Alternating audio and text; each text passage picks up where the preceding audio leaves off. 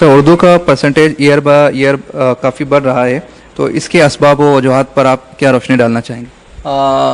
जो मुस्लिम सिलेक्शन जो हो रहे हैं, अगर आप देखें पिछले 2009-2010 का स्टैटिस्टिक्स है 2.5% से 3% हुआ करते थे। 30 जो है 1200 में से 30 लोग हुआ करते थे। अल्हम्दुलिल्लाह पिछले 2 साल से रिज़ल्ट बढ़कर जो है ये 50 क्रॉस कर पा रहा है। इस साल जैसे 52 आए, 5.5 समथिंग 15 समथिंग जो है तो हमारा सिलेक्शन हुआ है। तो इसकी सबसे पहले वजह है अवेयरनेस, कि लोगों में अवेयरनेस आ रही है।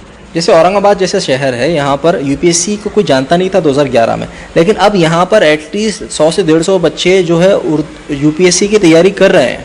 तो ये पॉकेट्स खुले हैं। कश्मीर वाला पॉकेट शाह फैसल के रिजल्ट के बाद खुला है, केरला वाला मलापुरम सेंटर वो खुला है।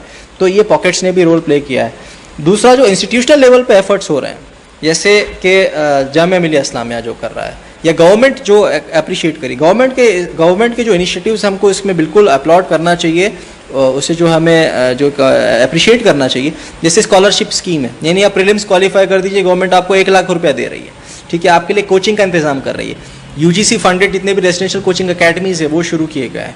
फिर अवेयरनेस से मुतालिक माइनॉरिटी मिनिस्ट्री काफ़ी काम कर रही है। तो आई थिंक गवर्नमेंट का भी इसमें है रोल, सिविल सोसाइटी का भी है, एनजीओज काम करें, ज़कात फाउंडेशन ऑफ इंडिया इसमें काम कर रहा है, ठीक है। फिर कुछ हजरात को मैं जानता हूँ जो कि पर्सनल लेवल पर स्टूडेंट्स को आकर स्कॉलरशिप्स प्रोवाइड करते हैं।